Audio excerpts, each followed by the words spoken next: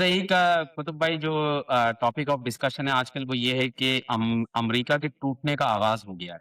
ठीक है, इस पर बहुत ज्यादा लोग कुछ भी होते हैं, कुछ मतलब कह रहे हैं कि बस ये इसको जैसे देख रहे हैं वो इसको करते हैं, उसके साथ इक्वेट करने की कोशिश करते हैं चाइना के साथ, कि चाइना एक बहुत बड़ी इकोनॉमिक पावर जो है वो बन गया है। और यहाँ पे जाना बस ऐसा हो रहा है।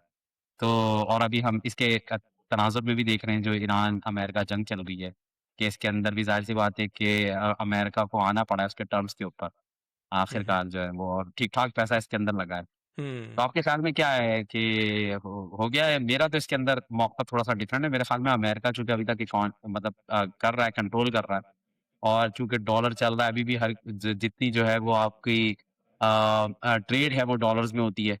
और दूसरी चीज़ ये कि अभी तक जो भी टेक्नोलॉजी इंट्रोड्यूस हो रही है वो अमेरिका ही कर रहा है। चाइना इंट्रोड्यूस नहीं कर रहा है, चाइना कॉपी कर रहा है, और चाइना जो है बहुत अच्छा बना लेता है, लेकिन इंट्रोड्यूस वो नहीं कर रहा है। अभी भी वो उस रेस के अंदर पीछे है। तो अमेरिका के टूटने से और अमेरिका के पीछे रहने से पूरी दुनिया को ही नुकसान है मेरे ख़्याल में तो, क्योंकि जितनी डेवलपमेंट हो रही है सब कुछ वो यहीं पे हो रही है। चाइना जो है वो इन कामों में पैसे नहीं लगाता है, वो सिर्फ़ कॉपी करके बेचने में माहिर है। क्या ख़्याल है आपका? हाँ, नहीं ये बात आपकी ठीक है कि मतलब मुझे मुझे इससे इत्तेफ़ाक है कि अभी टूटने का सिलसिला शुरू नहीं हुआ।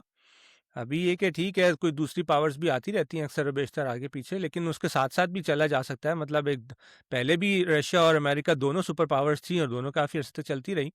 और अब अगर चाइना आ जाएगा तो उससे कोई मतलब हो सकता है चाइना के साथ-साथ अमेरिका भी आगे रहेगा। जैसे अभी आपने बताया कि असल बात यही है कि असल में बेसिक इनोवेशन अमेरिका में ही होती है, फिर वो चाइना में बाद में आ जाती है। अभी तक ऐसी चीज़ें, कोई नई नॉवेल, नई चीज़ चाइना में इंट्रोड्यूस हुई हो कि बाकी दुनिया ने अडॉप्ट की हो, वो अभी देखने में नहीं आ रही। लेकिन ये कि हाँ, इंडस्ट्रीज़ हैं, चाइना में भी है, कोरिया में भी हैं और जापान में भी हैं, नई-नई चीज़ें, रोबोटिक्स वगैरह में बहुत काम हो रहा है वहाँ भी। तो ये सब चीज़ें हैं, लेकिन ये कि ऐसा अभी नहीं शुरू हुआ कि कोई अमेरिका कोई टूटने वा के करीब आ गया है या क्या है। ये एक अलबत्ता ये बात जो लोगों को समझ आती है और वो खुद अमेरिका में के लोगों को भी समझ आई है काफ़ी अरसे से, वो ये कि जो इस तरह की जो अमेरिका ने अकेली सुपर पावर जब बनी है ना, जब रशिया के उस मतलब कोलैप्स के बाद, यूएसएसआर के कोलैप्स के बाद, तो उसके बाद से अमेरिका ने जो मतलब स्ट्रेटजी अपनाई है ना, मतलब जंगों की, अफ़गानिस्तान में चले गए, फिर उसके बाद इराक में चले गए और फिर यहाँ चले गए और फिर उस पे इतने पैसे अपने खर्च किए, इतने पैसे लगाए, और इससे ज़्यादा नुकसान, मतलब फ़ायदा उनको कुछ ख़ास हो नहीं रहा है, सिवाय इसके कि इकोनॉमिकली वो अपने पैसे कहीं न कहीं से निकाल लेते हैं। इराक में जो है वो कब्ज़ा करके तेल तो ले ही रहे हैं, इसी तरह वेनेज़ुएला पहुँच गए, तेल तो ले ही रहे हैं।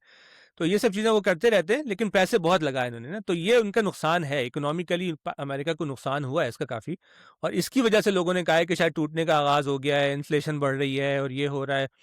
मगर ये कि वही बात है कि अब आपने अफ़गानिस्तान से भी वापस ले आए, बाकी जगहों से भी वापस ले आए, और अभी ईरान में जो भी आपने हवाला दिया, वो ईरान से, ये असल में वजह क्या थी, ईरान को कुछ क्यों नहीं कर सके? वो इसीलिए नहीं कर सके कि वो परमानेंट वॉर नहीं चाह रहे थे। मतलब उनको ख्याल था कि बहुत जल्दी से सारा मामला सेटल हो जाएगा, ख़त्म हो जाएगा मामला और बस वापस आ जाएंगे। अब नहीं हो सका तो फिर उनको निकलना पड़ा, क्योंकि अमेरिका में डोनाल्ड ट्रंप हो या जो भी हो, अभी इस वक्त जो है ना, इनकी एपिटाइट है नहीं लंबी वॉर की, परमानेंट वॉर की, क्योंकि ये खुद समझ रहे हैं कि अब मुल्क के अंदर के हालात इतने अच्छे नहीं है। तो अगर ये वॉर पे नहीं जाते परमानेंट, तो फिर इतनी जल्दी गिरेंगे नहीं। हाँ, अगर लेकिन अगर दोबारा से कोई इस तरह की वॉर, लंबी वॉर शुरू कर देंगे, billions and billions of dollar जो है उसमें खर्च करते जाएंगे, तो जाहिर सी बात है कि अंदर से फिर कोलैप्स, इकोनॉमी पहले से डाउन होगी, फिर शुरू होता है, लेकिन उसमें भी काफ़ी टाइम लगता है। लेकिन अभी असल चीज़ क्या होती है, असल चीज़ ये होती है कि जो आपकी लीडरशिप है ना, वो कुछ अक्लमंदी के फैसले कर ले अपने मुल्क को बचाने के लिए ना, और सस्टेन करने के लिए। तो अगर ये जंग में नहीं जाते, शामिल नहीं होते और वापस आ जाते हैं और ज़्यादातर अपने मुल्क पे फोकस करते हैं, तो मेरे ख्याल से कोई इतनी जल्दी इनका गिरने का, टूटने का कोई चांस नहीं है। हाँ, अगर हिमाकत करते जाएँगे, पूरी एक्सपेंशनिस्ट अप्रोच के साथ सारे पैसे बाहर लगा देंगे, तो फिर चूँकि चाइना तो बचा रहा है पैसे ना, चाइना तो इकोनॉमिक डेवलपमेंट में लगा हुआ है, तो वो अपने पैसे उस पे लगा रहा है, तो ज़ाहिर-सी बात है कि फिर एक वक़्त पोज़ीशन आएगी कि आपकी पोज़ीशन कमज़ोर होगी। लेकिन फिर भी, कमज़ोर होने के बावजूद भी एम्पायर कोलैप्स होने में, इल्ला ये कि जैसे मैंने बताया कि जंग करके कोलैप्स होना एक और चीज़ होती है, लेकिन अगर आप वैसे भी कोलैप्स होते हैं तो टाइम लगता है, इकोनॉमिकली भी अगर आप अंदर से कोलैप्स हो रहे हैं ना, तो उसमें भी काफ़ी टाइम लगता है, ऐसा एकदम से नहीं हो जाती वो चीज़। तो बहरहाल मेरे ख़्याल से भी, मैं आपकी बात ठीक है, अगर आपको कुछ ऐड करना हो तो आप बता दें। मेरा ख़्याल यही है कि अभी फ़ौरी तौर पे कुछ नहीं है। अभी एम्पायर्स या सिविलाइज़ेशंस जो होती है ना, वो सैकड़ों सालों की उसकी वो लाइफ़ होती है आम तौर पे। अभी अमेरिका तो पिछले सदी में तो सुपर पावर बना है पहली बार, 1900s में जो वॉर्स हुई हैं, वर्ल्ड वॉर 1, वर्ल्ड वॉर 2, तो उसमें तो वो सुपर पावर बना है, अभी उसको तो 100 साल भी नहीं हुआ। आमतौर पे तो एम्पायर्स जो हैं 400-500 साल तो निकालती हैं। जैसे ब्रिटिश एम्पायर थी, हमें पता है कि ब्रिटिश एम्पायर 1776 में तो अमेरिका बन गया था ब्रिटिश से दोबारा से लेके। इसका मतलब है कि ब्रिटिश उससे पहले से दुनिया में फैल चुके थे अच्छे खासे ना, तो अपनी डेवलपमेंट करके पूरी दुनिया में फैले हुए थे उससे पहले से। 1700 से पहले से 1600 1500 से उन्होंने एक्सपेंशन शुरू कर दी थी।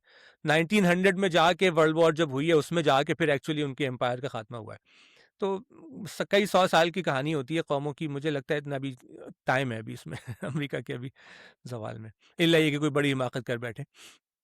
तो इससे ये जो अभी जंग हुई आपके ख्याल में मिडल ईस्ट को नुकसान पहुंचा है या नहीं, मतलब सही है वो, कोई कोई नुकसान नहीं हुआ? नहीं, अब इसके अब देखते हैं आगे क्या होता है। मतलब मिडल ईस्ट को तो नुकसान पहुंचा है, जाहिर सी बात है कि वो जो मतलब आपस के ताल्लुकात थे ईरान के और जो अरब ममालिक के, वो तो और ख़राब ही होंगे ना, जाहिर सी बात है। ईरान ने हमला किया उन पे, इंफ्रास्ट्रक्चर पे, बेसिस पे, तो ताल्लुकात तो ख़राब होंगे और मजीद। और अगर ईरान मजीद लेकिन स्ट्रॉन्ग, ताल्लुकात मेरे ख्याल में अमेरिका के साथ भी उनके अब सही नहीं रहेंगे, क्योंकि उनको हाँ एग्जैक्टली, पता चल गया है कि अमेरिका ने तो सिर्फ इसराइल को बचाया है, इसके अंदर हमें तो बिल्कुल, हाँ छोड़ वही दिया मैं कह रहा हूँ बिल्कुल। कि उनको भी समझ आ रही है कि भाई अब और हमारा क्या करना है इसमें ना, तो हमें खुद ही कुछ देखना होगा। और मेरे ख्याल में ये भी हुआ है कि जो सऊदी अरब है ना, उसने बहुत ज्यादा रेजिस्टेंस दी, और अभी तक मेरे ख्याल में वही रेजिस्टेंस दे रहा है जो अब्राहमिक अकॉर्ड है ना, उसको हम्म, साइन करने में। बिल्कुल, सऊदी क्योंकि अरब का पाकिस्तान मेन वाला तो रेजिस्टेंस सही, है। पाकिस्तान ने तो मेरे ख्याल में उसको फॉलो करना है। हाँ, बिल्कुल तो सही बात है। वो सऊदी अरब कर लेगा तो पाकिस्तान कहेगा अब हम क्या कर रहे हैं बैठे हुए अकेले ना। सऊदी अरब ने ही हाँ, कर लिया तो बात सही है। लेकिन अब वहाँ भी हमने शायद पिछली वीडियो में जो बात की थी ना, कि अब यूएई ने बिल्कुल एक नया रास्ता अपना लिया है, वो बिल्कुल ही पूरा इसराइल के साथ चले गए हैं और अपना सऊदी अरब से बाकायदा उन्होंने, जिसे कहते हैं ना, शुरू कर दिए, कशमकश शुरू हो गई है। तो वो हालात अच्छे नहीं है मिडल ईस्ट के, मुझे लगता है अभी इसके बाद अब ईरान तो अपनी जगह पे कायम है, बल्कि मजीद स्ट्रांग हो रहा है। यूएई ने अपना एक वो ग्रोह बना लिया, सऊदी अरब का अपना एक वो है। तो चपकलिश चलती रहेगी मुझे ख्याल से अपनी। अल्लाह वालम, अल्लाह खैर करे बस।